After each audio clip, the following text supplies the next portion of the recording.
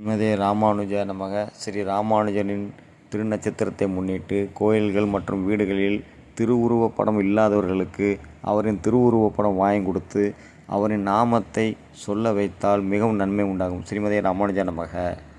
ஸ்ரீமதே ராமானுஜ நமக. ஸ்ரீ ருக்மணி சத்யபாமா சமேத ஸ்ரீ ராஜகோபால சுவாமி திருக்கோவிலில் மே 1 கொடியேற்றம், மே 7 திருக்கல்யாணம், மே 9 தேரோட்டம். அனைவரும் கலந்து கொண்டு ஸ்ரீ ருக்மணி சத்யபாமா சமேத ராஜகோபால சுவாமி திருவருளை பெறுவோம். கோவிந்தநாம சங்கீர்த்தனம். கோவிந்தா கோவிந்தா.